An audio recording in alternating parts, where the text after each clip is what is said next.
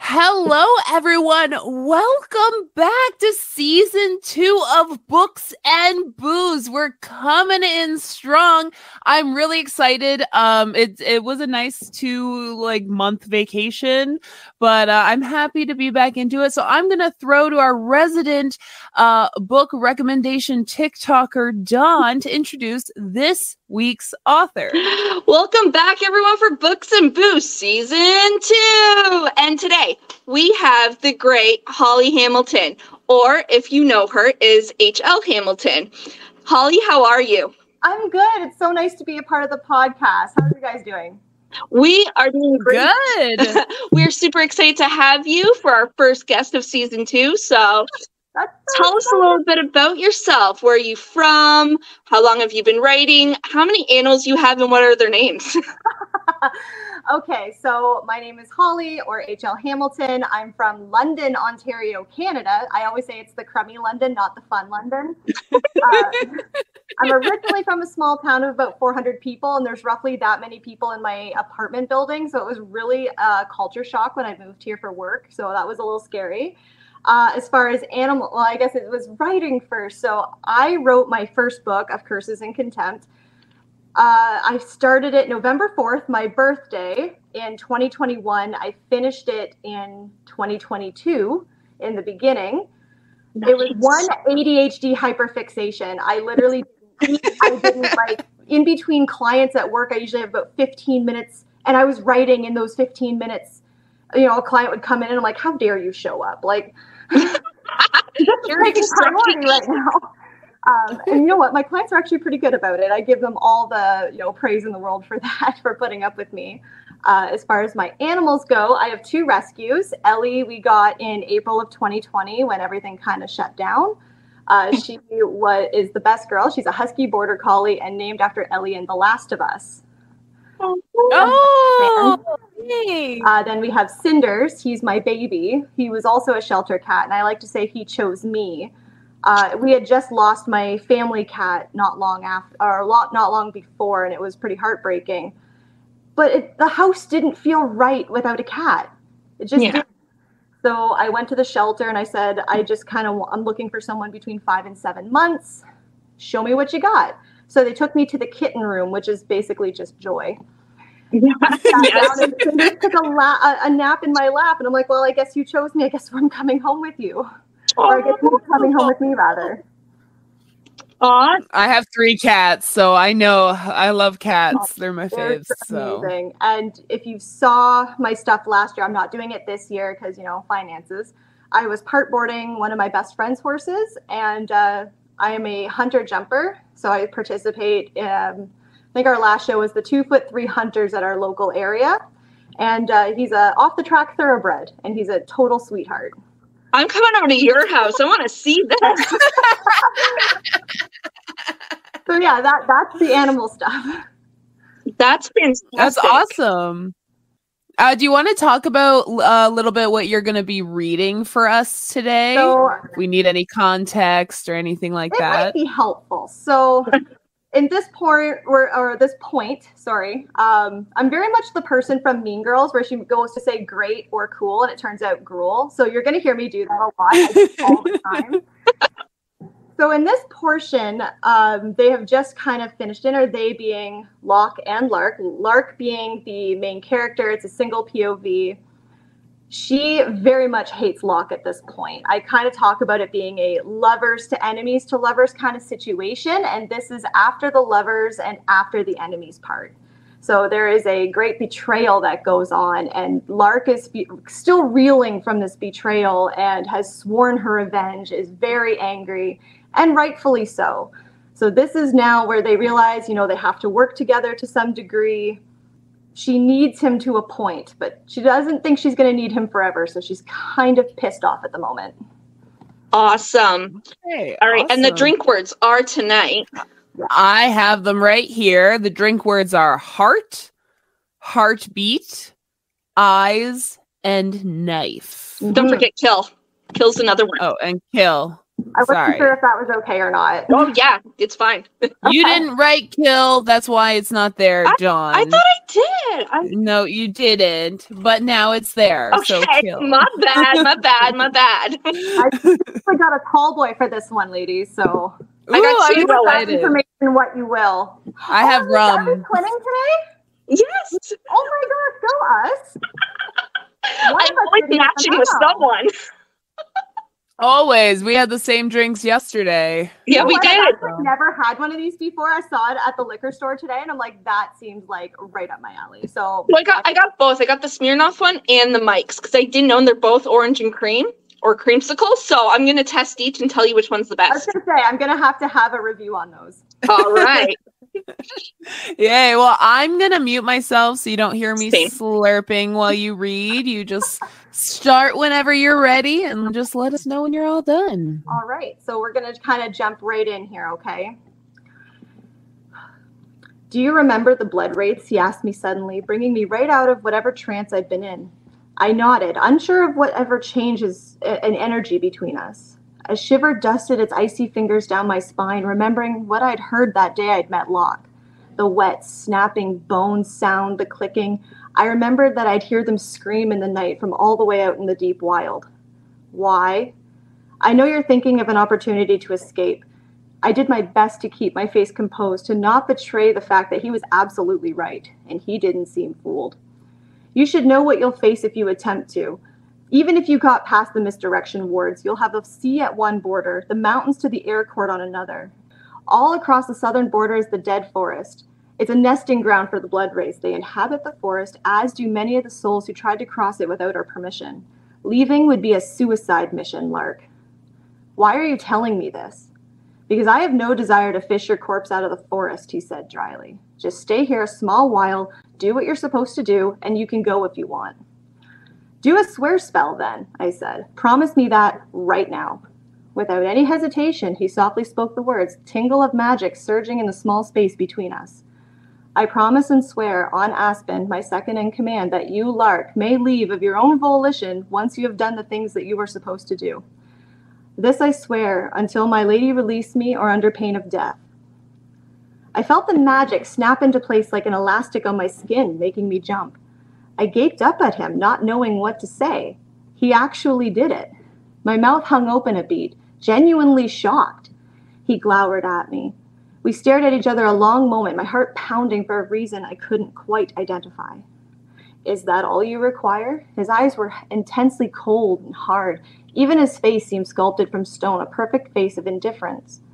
I didn't know how to respond to his question, even as I turned it over and examined it in my head from every angle. I opened my mouth to speak, thought better of it, and closed it again. He looked like he was also on the brink of speaking. An idea struck me. As I glanced around us, I found us utterly alone in the shadowed corridor.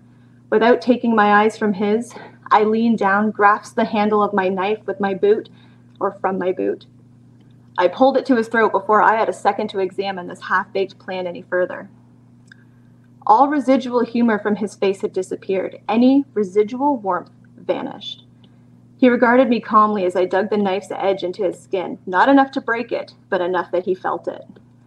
I should kill you right now for what you've done, I whispered.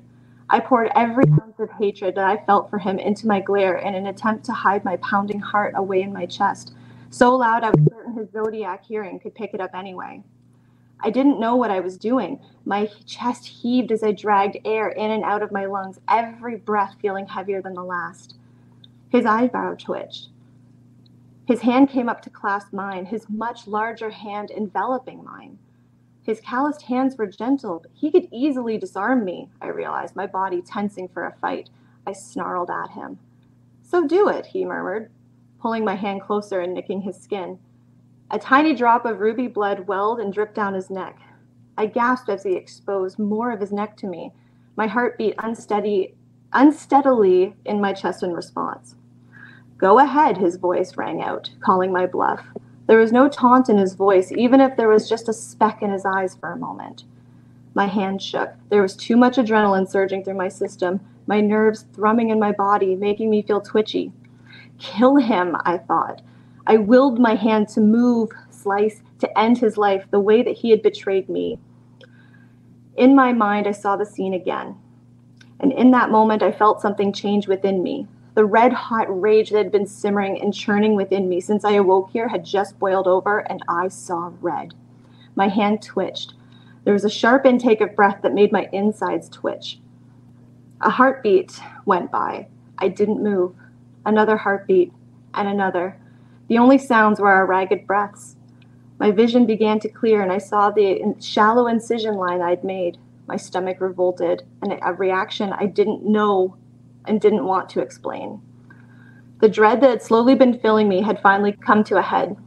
"Don't keep me in suspense, love," he drawled out, a hint of a half smirk gracing his lip. His eyes flashed with a dare. "It's killing me more than you are." My hand shook. I wanted to end it so badly. Just finish it. I was screaming at myself. His eyes never once left mine, never once stopped searching mine. And when I at last lowered my weapon, I watched him release a slow breath. "I'm not like you," I spat at him. "I'm not a monster." "I know," he said soberly before his features twisted back into that smug little grin I hated so much.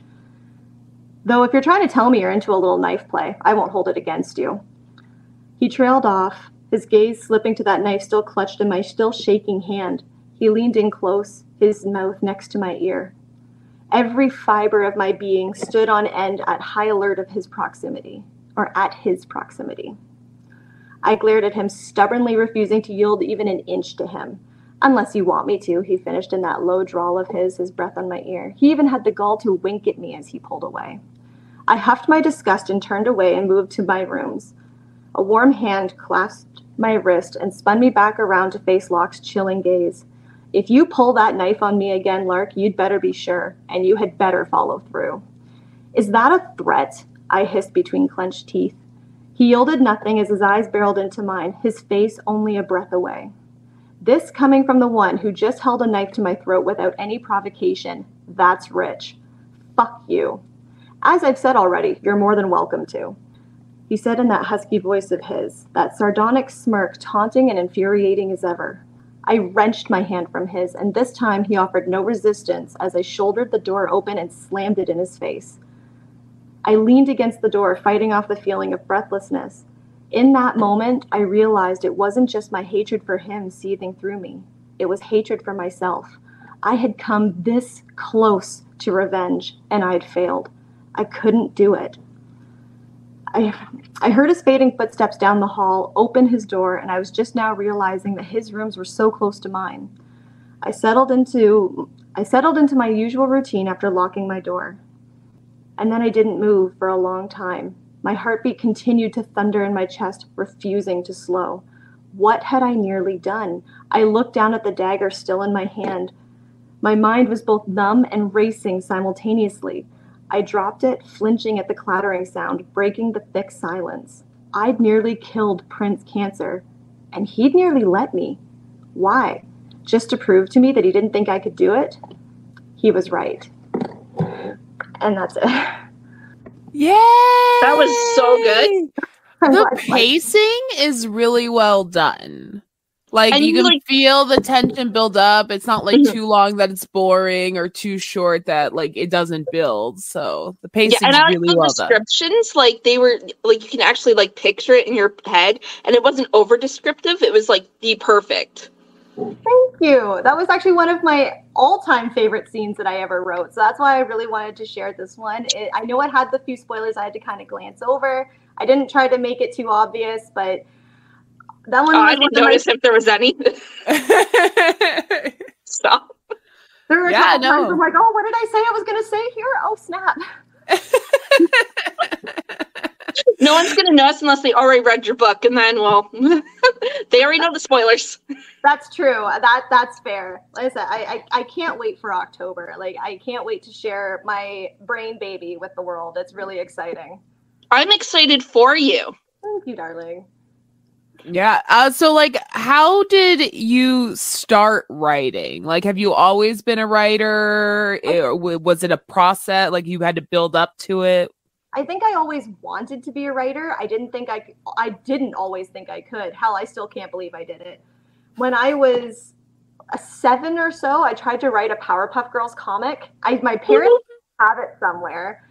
For record, Pink Blossom was my favorite. Around 14, I decided to try again, not with the comic. I decided to try to write a novel for the first time. And for the life of me, I couldn't tell you what it was called, but it was kind of an angel and demon kind of situation. I couldn't even tell you what it was inspired by. All I knew is I wanted to write something. I think I got like 3 chapters. It was, in many cases of 14-year-olds, it was kind of hot garbage. That's how it goes. At 17, I think, I was in college when I tried to write, I still have it, it's called Changeling, and it was inspired after I read The Iron Fae by Julie Kagawa. I was absolutely in love with the story. I so badly wanted to have the same feelings that she had in her books. So that's what introduced me to the world of Fae, and I so fell in love with it. I'm still in love with it to this day. And actually, ACOTAR was the first thing that made me feel those same feelings after those books, several years later. So when I was 27, I'm 29 now, I had an idea, and I remembered it being almost just a daydream when the last scene from what will be book 2 came to me. And I'm like, that's kind of wild. How the hell would that even take place? So I just kind of brainstormed with myself. I'm like, well, it'd have to be really specific. Like, that wouldn't just happen overnight. And so I kind of kept going, and it turned into me and my best friend, the one whose horse I was riding, had some wine one night. And I'm like, does this sound like a stupid idea? Or this is where the best ideas come from. That's how our podcast started. We were like drinking. We're like, we're so funny, guys. We should record this. And then that's how the podcast started. So yeah, the best ideas with a bottle of wine. I love that. I fully believe that. I'm fully on board with the best ideas are alcohol fueled. Fun thing though, so were the worst ideas. So have fun choosing which ones win. But you still think they're the best at the time. You're just like, this is so great. That's where the funny things come from when you're with your sober friends. Yeah.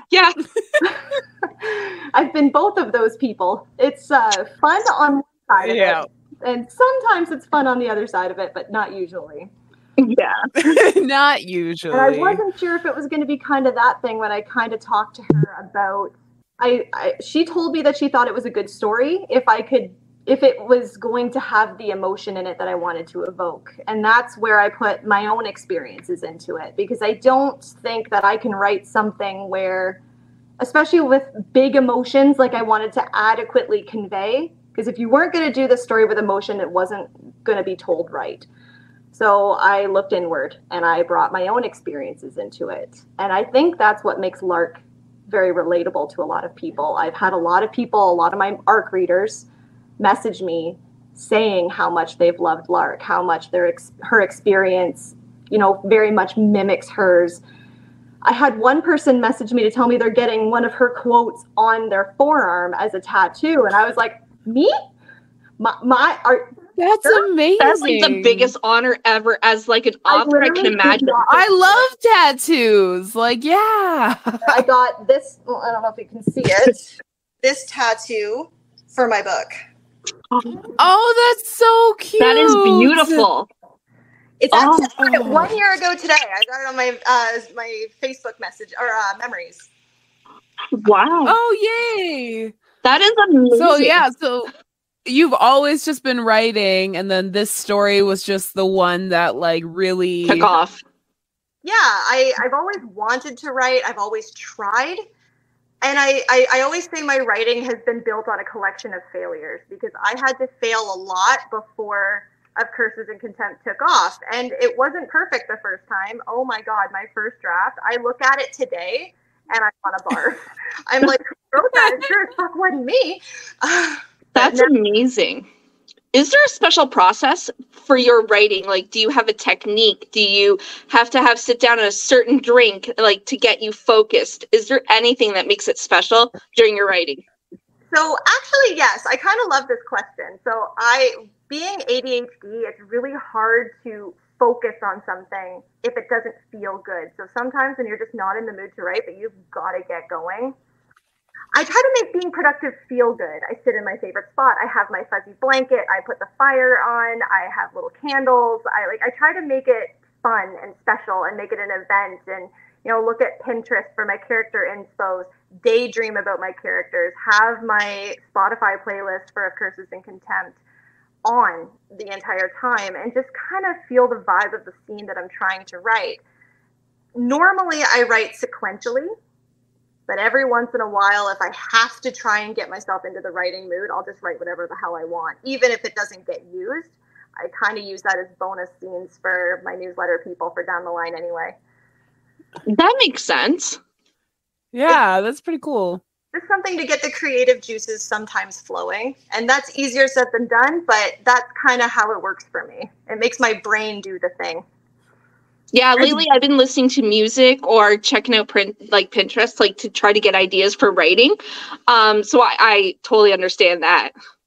I didn't even know that Pinterest would have this stuff until after I wrote all of Curses and Contempt. I'm like, this seems like a missed opportunity. What the hell? So all the visuals that you see are based on things from video games, movies, like Loch Villain. I don't even know, that's how I always say it. I don't know if I spelled it the way that I say it, but that's like the main city that we see. That's like the big city. It's based on Minas Tirith from Lord of the Rings. Ah, that makes sense. That's how I picture it in my head a little bit, but I never saw inspos on Pinterest until book 2, so now I'm using it for book 2. Thank God, that makes life so much easier. Oh my gosh, it's not even close. That's so awesome. Okay, I have a question. Yeah. Do you ever think you'll write in different genres? Is there other genres that you might want to explore in your writing? Actually, yeah. So after book 2, I want to get that first draft done at the very least, the second draft done at the very least. We're about 25% of the way through that. And then me and one of my close friends, who I actually connected with after I wrote Curses and Contempt, had a little writers group. And we were really excited that, we actually met in person once because she's from the States, I'm from Canada. We don't get to see each other very often, but it was really special. We're writing a dark romance together. Yay! My favorite. We're really excited about it. It's going to be kind of along the same vibes as Chantal Tessier's The Sinner. It's going to have a lot of the similar vibes without being the similar story. So I really inspired both of us. I really love her writing. I'm a big fan. I haven't read The Sacrifice yet, but I've mostly because I'm scared and a bit of a chicken shit. So I'm really I got to arc The Sacrifice from her. Yeah, I did. That's amazing. Oh my God, it was so good. I actually prefer it more than The Sinner. Okay, we're not going to trash talk. I liked her books, don't get me wrong. I just preferred Sacrifice. Well, nothing's going to beat The Ritual. Nothing. Riot Archer, there's nothing going to beat him. But Tyson does come close. Adeline for me. It was easily, if Riot or Zayd, I don't know, why choose? Yeah. That would be a why choose I would be a part of. So right? Just bring all the boys. I'm okay with it. I'm equal opportunity. Yeah. I'm a sharer. I can share. Exactly, right? You get it. And I liked Sin's story. I really liked I can't even remember her name now. That really takes the credibility out of the story, doesn't it? I'm terrible with names at the best of times, but I really loved her story. I really liked everything about that story made sense to me. And I know a lot of people kind of talked negatively about it. And is it as good as the original? No. But again, what is? Right. But those vibes were something that me and my friend, B is her name on TikTok, really connected with for some reason. And we both really liked it. And we kind of got thinking, what if, A, B, C, D, and E, and we kind of looked at each other and went, oh my God, this is a story. This is a thing. We're doing this together. It is tentatively titled Object of Obsession. And it's going to be dark enough. I'm a little scared to tell my parents about it because my parents know about Curses and Contempt. They do know that there's spice. I mean, my mom was one of my first readers ever. So she was, not only did she read my spice, she read my first draft spice. Oh no! Oh, no. I know, the shame. Oh no! Oh, it was so horrific that I did therapy from that alone. Truthfully, Yeah, I haven't fully indulged in writing smut just yet. Like I've read so much of it. You would think like when I get there, I'm going to be a pro. No, I'm descriptive. I'm not that good. That's why like when I do book reviews, I hate doing book reviews. I hate repeating the story that I just read. I can't do it. And it sucks because I want to be a writer. So descriptive things should be my thing. But no, it's like writing blurbs on the back of a book. It's one of the so hard. Yeah. Like you have to describe the story in like one paragraph, not going to happen. And not spoil anything. Right? Took me 4 months to write my first book. It took me double that to write the blurb. I'm not Yeah, it's that long. Everyone tells me that's like the worst part about like the writing process of it all. And then of course, like they have other challenges during like things, but like, yeah, that is, speaking of challenges, what is the biggest challenge with writing? For me, it's just starting. Because once I get going, and I know once I get going, I'll be fine. I can really hit my stride, even if I need to like edit it later. Because usually it's the first paragraph or two where I'm setting the scene where I'm like, nope, that's horrible, but like move on. And I can edit that. And I always say you can't edit a blank page, but you can edit words that exist. So like I don't care if they're terrible. And I know that me being a perfectionist is a whole other thing. As I'm going, it just kind of, I hit my stride and I go. And I know that I'll just get lost into that world, and I love my partner more than anything, but he always has a knack for coming out right when I have kind of hyper-focused on it and I'm in the zone, like I'm in Meridian, like Lark and Locke are here. And he's like, hey, what do you want for dinner? I'm like, I don't know. You know where the kitchen is? Like, go. And it's honestly, he's so innocent about it. Like, this isn't me shit-talking him. He's actually in the other room. I just such a giggle out of it because it's never when I'm just kind of humming and hawing, procrastinating on TikTok or Instagram or talking to my friends. It's always when I'm like right into it. And it's so funny because it never fails. You're going to have like... I feel like they have like a radar. Yeah. Like, because like my husband does the same thing. So like I'll be like in the middle of something and then he'll just peek in and he'll just say hi and I'm just like, I'm busy. How many times has my husband done it during our podcast? Like almost. Oh yeah. So many, like he'll come like right out of like view and he'll like do like obnoxious things like, you know, shake his junk or something at me. And I'm like, you know, I'm recording. Like, are you serious right now, sir? Like, really? Please tell me you are actually unable to keep a straight face because I know I could. No, I can't. Like, they know. They're just like, Dave's in the room, isn't he? I'm like, yeah, he is. Yeah, he is. Oh, I love that so much. Yeah, I can't keep a straight face. It just doesn't happen. So, what advice would you give to new aspiring writers? Ooh, that's a tough question. I mean, I think I said it earlier where you can't edit a blank page. Like that was something that was said to me before, and it really made a lot of difference for me because I was always the one that was like, I have to do this entire book perfectly the first time. And then the next, you know, one bit of editing and yeah, good, bing, bam, boom, done. That is not how it works. Not even a little bit. Your first draft is basically you telling the story to yourself. It has nothing to do with you telling the story to anybody else. So if it's trash, and not if, I shouldn't say if, when it is absolute trash, that's not only accepted, it's fine. That it's supposed to be. It's basically one long book of notes for you to edit, change, and fix as you go. And it may take a couple drafts. I mean, I think of Curses and Contempt had 5 or 6 drafts, and I don't think it started to take shape until about the 4th. It's just how it goes. And book 2, I almost said the name there. Book 2, oh God, we're at almost 137,000 words on just the second draft, and I'm the one that adds words. When I of Curses and Contempt, or as I call it, OCOC, which sounds horrible, but I don't even. We love it.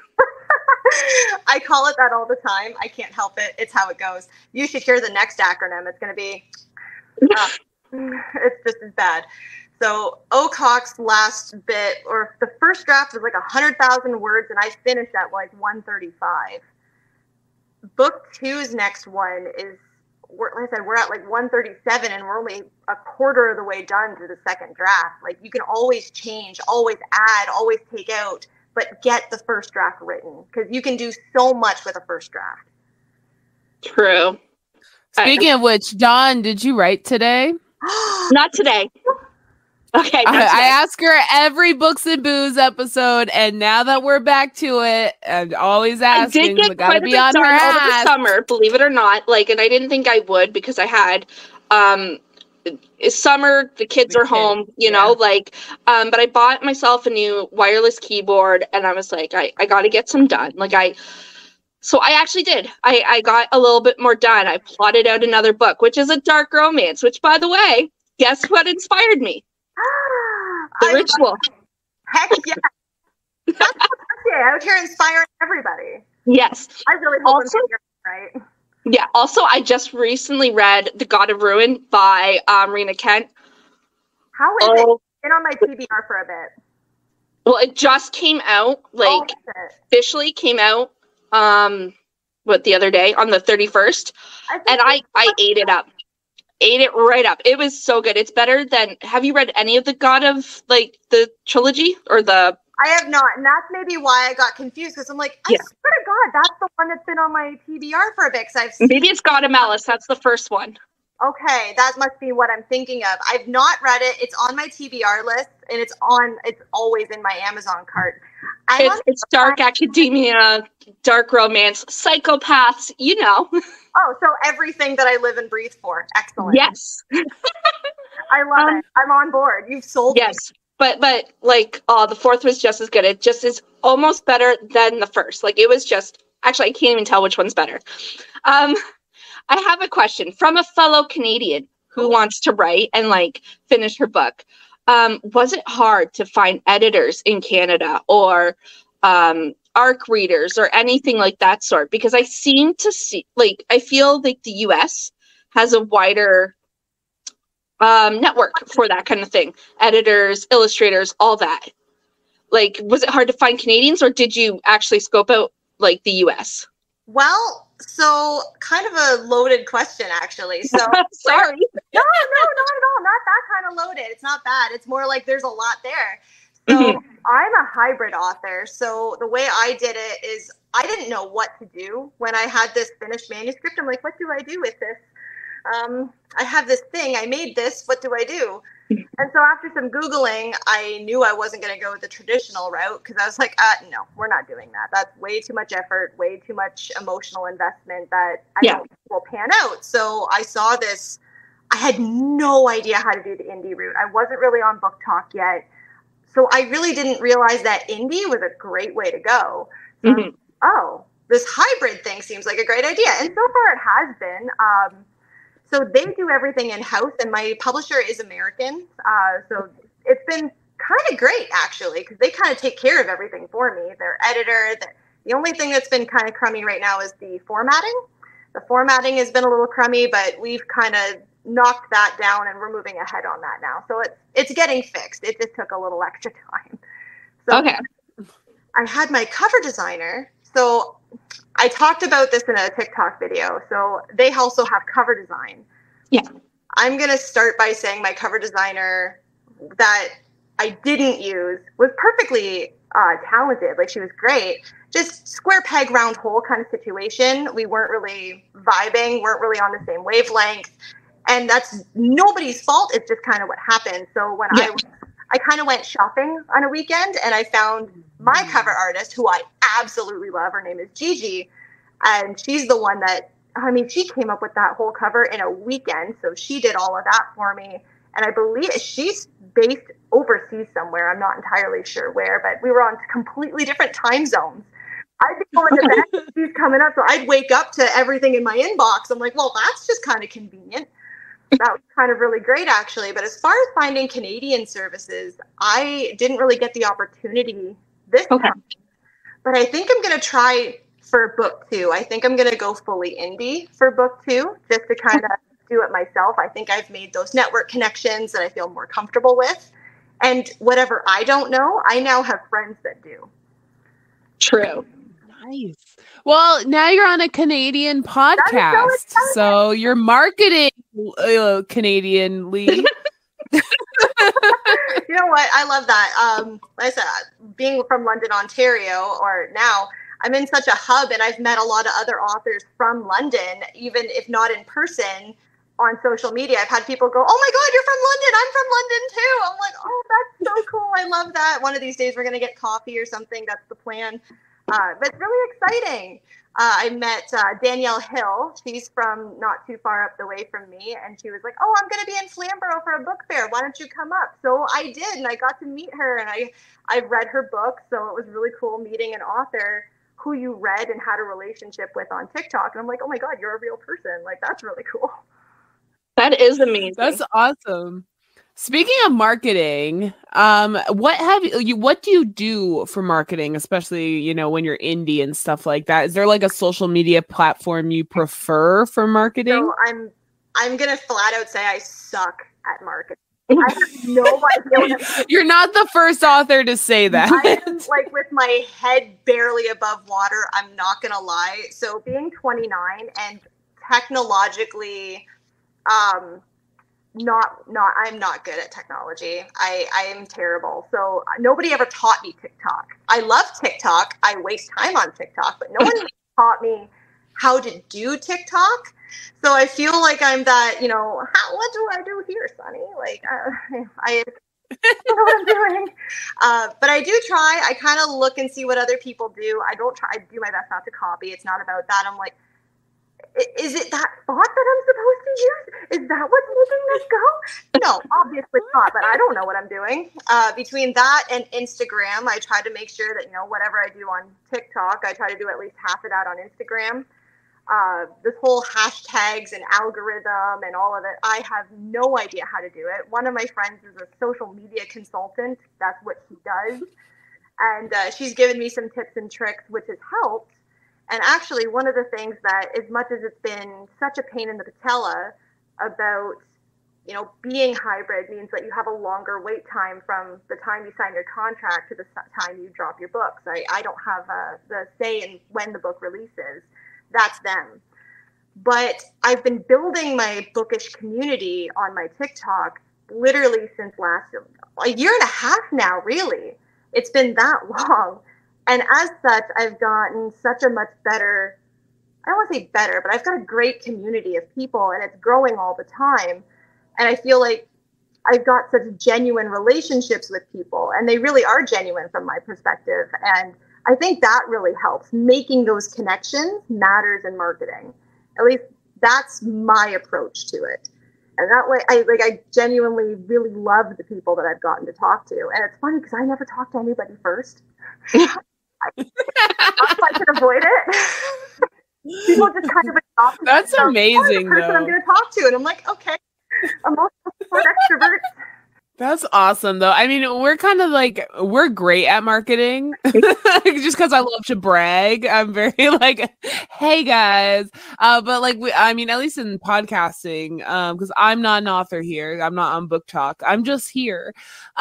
We found like, yeah, like once you start, like networking is more than half of marketing. Yeah. Like that's all that is. It really is. I actually I took a course in marketing and sales when I went to college. I could probably sell the crap out of someone else, but when it comes to myself, that is where I know I'm going to have troubles because I don't like talking about myself. But I could talk about a certain thing from someone else and like I could sell that easily. But when it comes to something about me, no, I can't. I don't know. I have this thing where it blocks me, where I don't think I'm good enough, you know, like that imposter syndrome. I have that in like tenfold, like so bad. So you are a writer, is what I'm hearing. Yes, I'm on the journey. I am started. Have you? Because now I'm curious, and I know Jessica's going to ask this if I don't, because she loves this question. Okay. Are you a plotter or a pantser? Ooh, I love this question. So I always say I'm a hardcore plotter with a sprinkle of pantser. So when I write, at least my very first draft, I call it timelining. So like I have every major plot point timelined in chronological order, and then I kind of supplement that with world building and, you know, relationship building. So at what point what needs to happen in order for it to get them from plot point A to plot point B, so on and so forth. Because in order to get from, you know, D to E, they need their relationship to be at a certain level. I kind of think of it in terms of like video game statistics and like leveling up. Yeah. Like your relationship, it's gonna, whatever you're trying to do is gonna fail if your relationship's kind of in the tank, right? So that's kind of how I picture it. And I just kind of, you know, monsters and world and things that make everything exciting. And at that point, I try to put it all on paper, and I look like a psycho because I have like 8 different pieces of paper, not connected, just across my desk. And they're all color-coded in my absolute chicken scratch writing. And it looks like that meme where that guy's like, he's got all the, like... Yes, yeah. Yeah, it looks like that, but I have a story there, and it makes sense to me. And then and this sounds so confining, is what my friends always say, I divvy each thing up by chapter. And even if it doesn't work out quite that way, it's like, okay, events A, B, and C need to happen in chapter A, and, you know, blah, blah, blah need to happen in chapter 2, and that's how that's going to go. So that way when I go to a chapter, I have a list of things that I need to write, and I'm not like, okay, cool, now what? Like, what am I right now? And that stopped me from getting stuck. And it helps combat the writer's block when you know what you're supposed to be doing. So that helps me. And then I think I have a similar process. So what I've done is I get a notebook, and so the first couple of pages is just like notes, like characters' names, if they're going to be interconnected, if there's going to be further books, like partner them up. And then I do the first couple of pages of like what the story is going to be in like just point forms.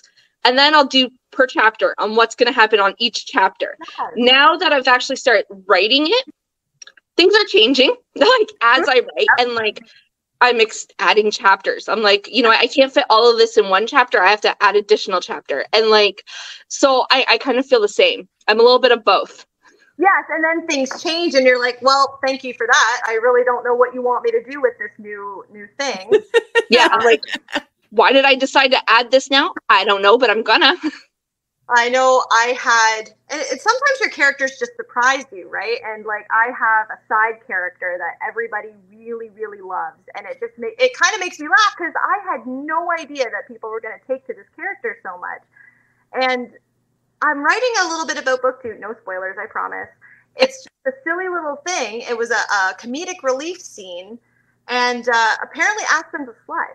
And I was like, oh, this is surprising to me. And I had no idea that this was going to happen. But I think a lot of people are going to kind of enjoy this. That's awesome. I was thinking like the plotter pantser question, because I've watched a lot of author master classes, and okay, R.L. Stine, do you think he's a plotter or a pantser? Ooh, R.L. Stine, like the Goosebumps books? Yeah. Yeah. Do you think he's a plotter or a pantser? I think he's a definite pantser. I don't know why. I get pantser energy from him. Some of his stuff is so out there sometimes. I feel like he thinks of it and goes, nah, that's got to go in there before I change it too much. I really do. You would think, right? No, he's a super intense plotter to the point he has a printable template. Oh my God. Because he writes everything that happens in every chapter, and then he just writes it out. I would not have guessed that, but I loved R.L. Stine growing up. Not only did I read all the Goosebumps books, I read all the Fear Street Saga books. I loved them. They were so good. That was my first introduction to horror. Yep. So he is like straight up like, that was my thing. Cause I was like, I never know whether someone like really just wrote this book or whether they plotted every little point. R.L. Stine was the one that tricked me. I'm glad I'm not the only one who was fooled, quite frankly. Cause I would definitely not have gotten that. Me neither. That's like, he's out there, right? Like same with like a Stephen King novel. The odds are like, what? Like, who thinks of that? Enough to like plot it. So what do you find harder, character development or world building? Ooh, that's tough. I would say world building because I tend to get really focused on the character development. I feel like that's more the story that I tell, and I kind of forget that there is a world. Oh, yeah. Go back and kind of have them interact with the world and have the world interact with them, and I completely forget about it. I'm so more invested and focused on what the characters are doing and how to progress their story. Yeah, I completely forget that there is a world. I don't usually add the world until like the second or third draft because I'm so bad for it. I fully admit it. That you're not the first author to say that. And like I would agree. Like world building is hard. It's hard. There's sometimes you gotta do research. It's a lot of extra work. Yes, there's a girl that my dog has more friends than I do, and that's not even the fact that I have no friends. My dog has that many. So we meet them every Friday at the dog park for our dogs to run around together. They're like best friends. It's really cute. But she used to teach English class, and she loved Stephen King too. And I guess I think it was his advice that she gave me, and it was along the lines of, if you have to do the research if you're going to be in like the real world, because if you have, say, flowers that, in your mind are here, but they actually exist and they're not from that specific area, people will be taken right out of the story. And I'm like, for something so small, but apparently, yes, which I guess makes sense, but it's wild to me. Yeah, research is a big deal. Yeah, like it's because other people research. Readers will research. Oh, we do. Oh, do we ever? We research the author and everything. Like we go intense. We're going for it. Yeah. Like no privacy. We treat authors sometimes like celebrities, like even like indie authors, and we nosedive. We'll go like back to 2012 posts from them just to like make sure everything's good with them. We're a little intense. I'm not gonna lie. Like yeah, no, there isn't. But yeah, like we get obsessive. It's a little. I feel bad for HD Carlton. I love her, but I feel bad for her because her fans are like next level. They're like intense. I get nervous. I kind of got that vibe from the Facebook group. I was like, oh, okay. Yeah, did you hear about what happened at what was it? The book conference she just went to? No, what happened? Book Bonanza, I think it is. She got rushed. So many people like were rushed her table. And like were demanding like autographs and stuff that didn't even sign up to be part of it. And then they got mad when they didn't get it because they weren't supposed to. You're supposed to get wristbands. No. Yeah, and they didn't get. Yeah, like it was just so she got rushed. And oh my god. But she handled it in strides. Like she dealt with it, but like there was so much negativity there. Like someone got into a fist fight because they didn't get in for. Yeah, it was bad. That's wild. When you get to a fandom, I think like you always have those intense people. It's like, and like it's insane. I was just like, I felt bad for her because like now she doesn't want to do them, and like it ruins it for the rest of the fans too. Like, that's so intimidating, especially if you're a little bit more on the introverted side. And I feel like a lot of authors are, at least all the authors that I know. Yeah. If you have that many people rushing you, even if it's for something good, I'd be like, get me out of here. Yeah, like, I don't know how she handled it, but she did. Like, she was very calm, and, like, she did the whole weekend. And I think that was, like, even the first night it happened. But she did the full weekend, and then she just made a Facebook post apologizing to people that she would not be doing any more meet and greets for the near future, just like to recoup and all that. And I'm like, that ruined it for other people, just because like you were going to get in line eventually. Like there was no reason for it. Well, and I feel like she's pretty good to her fans too, in the sense that she would have done what she could to get to everybody. Just kind of on what I've seen of her on her lives and her TikToks, and even the way that she engages with her fans on her social media. Because I am part of her Facebook group. I really liked her Haunting Adeline and Does It Hurt? So she's one of my auto buy authors. Yep. I feel bad for her in that situation. What a crummy kind of situation to be sound. It is. And it makes me nervous too, because like I don't think I'm ever going to be that big. But like if I was, I would not know how to handle it. I would be like, I'm out. Like I'm not doing this whole week. I'll be your bouncer. Oh, awesome. I love that. I love that. I got backup. We're all good now. There you go. All right. Have you met? We're speaking of authors. We know you've met some authors. Have you met any like big authors that you really, really liked, or anything like that? I have not, but I'm not gonna lie. I don't think I ever should meet one of those authors, simply because I would not know how to speak. I would completely forget what words are. Like I'm kind of almost at any given point. So like, if I met somebody who I'm just going to pick one out of like a big one. Like if I ever met SJM, I would forget how to speak because she was such an inspiration to me. And I'm like, cool. I look like a complete goofball in front of one of my favorite people. Like, great. An author that forgot her words. Yeah, see, like it'd make us look like nope. No, that's a very real thing. Do you have any more questions, Dawn? I'm actually good. I think I asked everything I wanted to ask. Me too. So take this time and plug your book, and if you have your website, anything, we'll have links in the description as well. But plug away. I'm trying to think. Oh God. Nope. Take your time. I'm trying to remember. So on TikTok, I think I'm H.L. Hamilton author. You can always follow me there. I'm most active on my TikTok. I check it multiple times a day. My boyfriend always points it out and says I spend too much time on TikTok. He's absolutely right.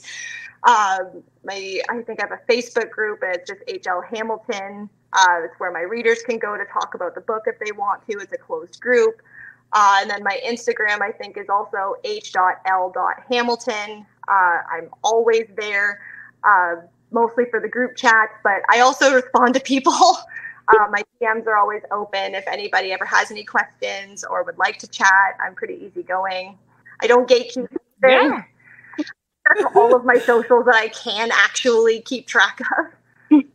Oh no, that's good. And you have this book, and you keep mentioning book 2. When will that be well, out? I'm hoping, and I can't promise anything. It's going to kind of depend on finances too, but I'm kind of hoping for spring/early summer, ideally.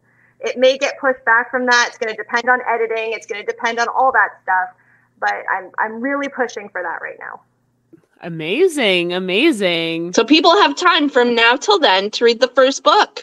Yes, and read it, process it, digest it, get angry with me. That's all fine. Take notes, insert yourself in that world. It's going to be fun. I'm really looking forward to it just because, my ARC readers have had very visceral reactions to some of the things that happen in the book. And I get a lot of messages of, you bitch, how can you do this? And I cackle on the other side of that screen. I have a bit of. That's how you know your book's good. As soon as you hear the sentence, you bitch, you know you did something right. If you're eliciting a reaction, yep, then you know your writing did something. It makes my heart happy. I feel like I'm getting revenge for all the times other authors left me on cliffhangers. So sorry, readers, y'all are my guinea pigs when I get revenge from all of their stuff. So I'm not stopping this particular cycle. I'm thoroughly enjoying it. I'm not gonna lie. I love it. Well, thank you so much, Holly, for coming on our show and being the first episode of season 2 of Books and Booze. Thank you for starting us off for season 2. I had a blast being here tonight, ladies. Thank you so much for having me on. Oh, it's a pleasure. Honestly, you. We loved it. You are great. Thank you so much. You know what? This season's going to be awesome. I'm super excited. And I've already got Opinionated Lushes up on my Spotify, so I'm going to be listening to it every day. Thank you so much. More faithful to it. Well, you can find all of Holly Hamilton's links in our description below, wherever you are listening to our podcast, and be on the lookout for new episodes of Books and Booze out every Thursday for season 2, where we have on indie authors and they read a little bit of their book. So make sure you follow us. And if you're into book recommendations, follow Dawn on TikTok. Dawn, what's your new handle? Book Rex. Danya Book Rex. Okay. Follow her on TikTok. And thank you again, Holly, for being on. And we'll see everyone next week with a new author. Bye. Good night, guys. Bye.